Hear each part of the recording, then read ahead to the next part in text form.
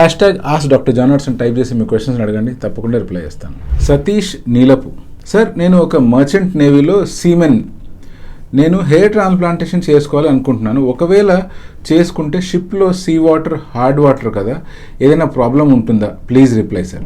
షిప్లో పనిచేసేవాళ్ళు లేదా మర్చెంట్ నేవీలో పనిచేసేవాళ్ళు దాదాపుగా 6 to 7 months వరకు సంవత్సరంలో సీలోనే ఉండవలసి వస్తుంది. సో ఇటువంటి సిచ్యువేషన్లో మోస్ట్ ఆఫ్ ద టైమ్స్ వాళ్ళు హార్డ్ వాటర్ కానీ సాల్ట్ వాటర్తోనే హెడ్ వాష్ కానీ లేదా స్నానం కానీ చేయవలసి వస్తుంది. అటువంటి సిచ్యువేషన్లో హెయిర్ ట్రాన్స్ప్లాంటేషన్ చేస్తే హెయిర్కి ఏమైనా ఇబ్బందా అనే ప్రశ్న అడుగుతున్నారు. యూజువల్గా హార్డ్ వాటర్తో ఎటువంటి హెయిర్కైనా ఎంతో కొంత ఇబ్బంది వచ్చే అవకాశం ఉంది. హెయిర్ విరిగిపోవడం కానీ హెయిర్ డ్రై అయిపోవడం కానీ జరిగే ఛాన్స్ ఉంది. బట్ ఇటువంటి హార్డ్ వాటర్ని ఎప్పుడైతే మనం వేడి చేసి తర్వాత చల్లారుస్తామో మోస్ట్ ఆఫ్ ద సాల్ట్స్ మనం హీట్ చేస్తున్న కంటైనర్ సరౌండింగ్ వాల్స్కి అతుక్కొని పోయి వాటర్ క్లియర్గా ఉంటుంది. అటువంటి వాటర్తో మనం స్నానం చేసుకోవచ్చు.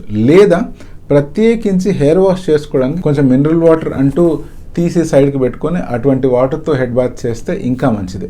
సో హెయిర్ ట్రాన్స్ప్లాంటేషన్ జరిగిన తర్వాత అట్లీస్ట్ ఒక 2 months వరకన్నా ఇలాంటి జాగ్రత్తలు పాటిస్తే మీరు సీలో వర్క్ చేస్తున్నా కూడా ప్రశాంతంగా హెయిర్ ట్రాన్స్ప్లాంటేషన్ చేసుకొని మీకు ఎక్కడైతే జుట్టు కోల్పోయి బట్టలు వచ్చిందో అటువంటి ఏరియాలో మళ్ళీ జుట్టు మొలిపించుకోవచ్చు, మళ్ళీ మీకు కావాల్సిన హెయిర్ స్టైల్ దూకోవచ్చు.